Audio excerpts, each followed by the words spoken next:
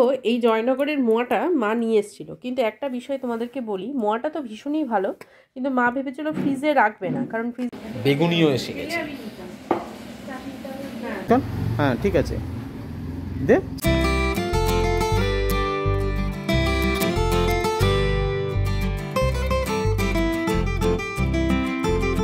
Good morning everyone, এখান থেকে আজকে ব্লগটা শুরু করছি আমরা।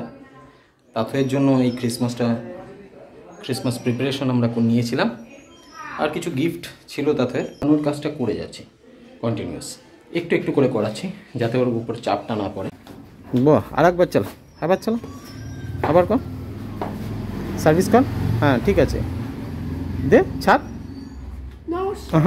ধরে আর একবার চালাতে হবে জিনিসটাকে। ছাড়, রিলিজ করো ওটাকে। হ্যাঁ ছাড়, গুড। ঠিক আছে, থেকে উঠে কি হলো? ফার্স্টে স্টাডি হলো।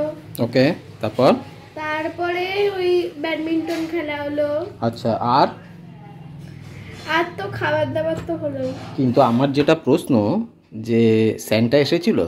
হ্যাঁ স্যান্টা এসেছিল, ওখানে তো অনেক গিফট দিয়েছে। গিফটগুলো একটু দেখাবে, কি দিল স্যান্টা তোমায়? আমাদের তো কিচ্ছু দিল না। তাহলে আমাকে একটু দেখাও কি কি দিল, দেখাও একটু। তোমাকে স্যান্টা এইগুলো দিয়েছে, একটা ডায়েরি, ঠিক, ভায়োলিনের ছবি দেওয়া, এটা হচ্ছে তোমার ড্রয়িং প্যাডের মতো, এটা হচ্ছে তোমার স্টিকার, আর জেলি লজেন্সগুলো দিয়েছে, প্লাস জেমস দিয়েছে, শর্টস দিয়েছে, ক্যাডবেরি, ওটা কি আছে, চকোবেক্স, আর একটা ফুল দিয়েছে। তো স্যান্টা তো অনেক কিছু দিয়েছে। তুমি খুশি তো স্যান্টার এই গিফটে? ওকে। আর তারপরে কি হলো, আমার সঙ্গে তুমি কি করছিলে এতক্ষণ? ব্যাডমিন্টন খেলছি। তুমি খেলাটা কি কিছুটা শিখতে পেরেছো? হ্যাঁ। তাহলে তুমি এটা কন্টিনিউ করবে তো বাবার সঙ্গে? ওকে চলো। আজকে দুপুরে খিচুড়ি, বেগুনি আর আলুর দম। আজকে নিরামিষের দিন, সোমবার। এটা হলো ব্যবস্থা। লাঞ্চ টাইম, দেখি আলুর দম। বাহ, ছোট আলুর দম এবং কড়াইশুঁটি দেওয়া, নাইস। চলো,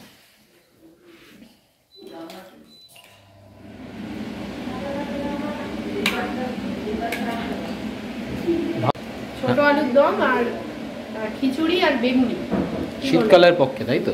আজকেও ইচ্ছা ছিল উপরে রোদে বসে খাবো, কিন্তু বেলাটা পড়ে গেছে আর আইতে বেশি হয়ে গেছে, আর একটু বেরিয়ে ছিলাম, দরকার ছিল।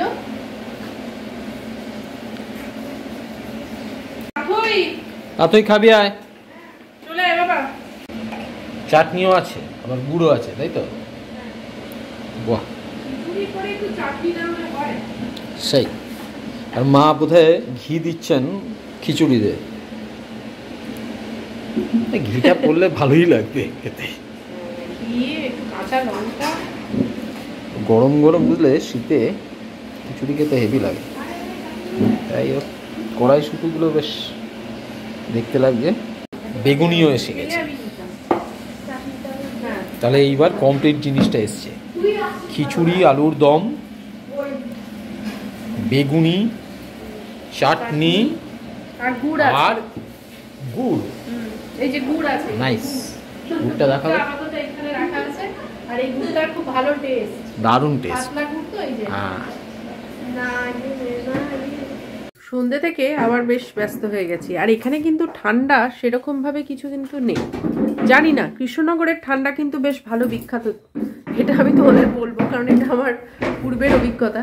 কিন্তু সেই দিক থেকে বিচার করলে এবারে কিন্তু ঠান্ডাটা কম।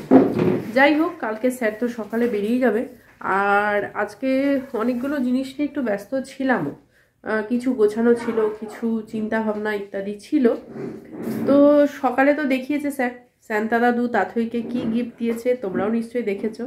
তো এটা কিন্তু একটা ভীষণ একটা, কি বলবো, বাচ্চাদের কাছেও বা সান্তা ক্লজের কাছেও এটা একটা অদ্ভুত যোগাযোগ, একটা সুন্দর বন্ধন, যেটা আমার মনে হয় কখনো ছিন্ন হওয়া উচিত না, সে যে উদ্দেশ্যেই হোক।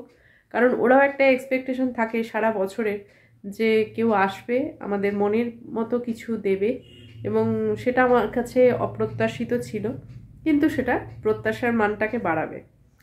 তো যাই হোক, সন্ধ্যে থেকে চাটা তো খাওয়া হয়েছে, আজকে আর স্ন্যাক্স কিছু হয়নি, আর খাওয়ারও ইচ্ছা ছিল না, কারণ বুঝতেই পারছো খিচুড়ি খাওয়া হয়েছে। তো এই জয়নগরের মোয়াটা মা নিয়ে এসেছিল, কিন্তু একটা বিষয় তোমাদেরকে বলি, মোয়াটা তো ভীষণই ভালো, কিন্তু মা ভেবেছিল ফ্রিজে রাখবে না, কারণ ফ্রিজে রাখলে কি হয়, মোয়াগুলো শক্ত হয়ে যায়, সেই টেস্টটা থাকে না, অনেকক্ষণ আগে থেকে বার করতে হয়, ইনস্ট্যান্ট সেই সময় খাওয়া যায় না। কিন্তু সমস্যাটা একটাই হলো, অনেকক্ষণ ধরে বাইরে ছিল বলে, মানে ছিল বলতে একদিন মতো ছিল, একটু কেমন যেন হয়েছে, কিন্তু মোয়াটার মধ্যে প্রচুর কিছু আছে, কিশমিশ থেকে শুরু করে তোমার কাজু, অনেক কিছু, মানে অনেক ইনগ্রিডিয়েন্টস দিয়ে কিন্তু মোয়াগুলো তৈরি। শীতকালীন জয়নগরের মোয়া, এটা কিন্তু একটা বিশেষ বিষয়।